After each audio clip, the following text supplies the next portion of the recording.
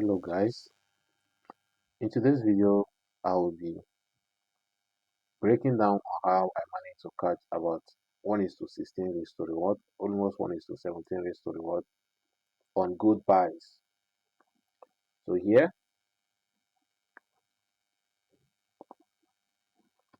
was when I dropped the forecast, the daily forecast on my channel, on my public Telegram channel. Here was when I dropped the 4-hour forecast for the day after the daily time frame was confirmed.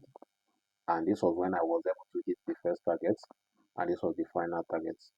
So let's dive into the explanation. So the first thing I did was to start from the higher time frame on the daily time frame. So you have to start from the higher time frame down to your 4-hour time frame for your first confirmation, and then to the 15 minutes, which is your entry time frame. Let's dive into the explanation.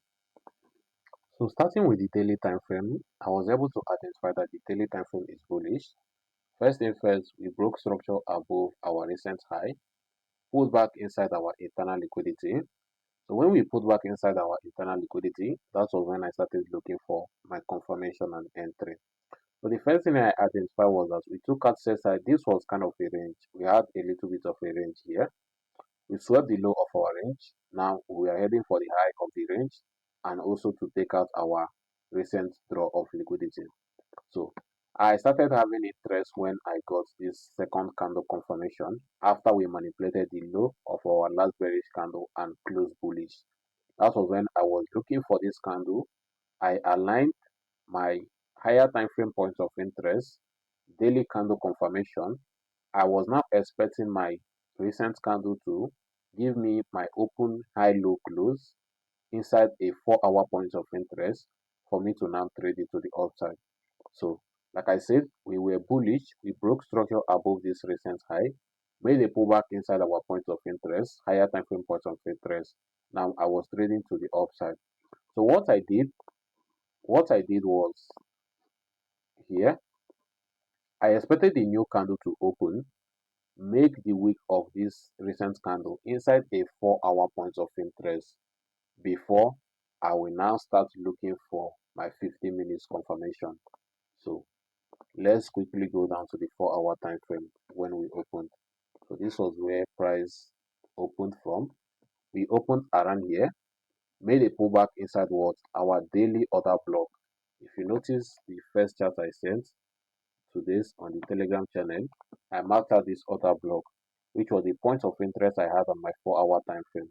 So it was after the 4-hour time frame pulled back inside this order block as I now drop down to the 15 minutes time frame to wait for a structure shift that is in alignment of what I'm expecting. So you need to come into your day, your new day, with a directional bias. You need to have the direction of where you are heading to the day, align it with a 4-hour point of interest, and then use the 15 minutes time frame to do your confirmation. Now going down to the 15 minutes time frame, when I got where I got in, the first thing I looked at for here was what? A sweep of a low, which we ended up having an SMT. So it was after we had this SMT with a CISD shift that I made my entry above here with my stop loss below this level, targeting what? My previous daily candle high. So in summary of what I said, higher time frame point of interest, daily candle reversal. The new candle should do the daily open high low close inside a 4-hour point of interest. Then inside that 4-hour point of interest, you now align it with your 15 minutes structure shift or CISD shifts. That was how I was able to secure about 1:16 raised to reward. So if you enjoyed this video, don't forget to hit the subscription button, and then any question, if you have any question, you leave your question in the comment section. I will go through them and then make a video in return of whatever you ask in the video in the comment section. So thank you guys for watching. See you on the next video.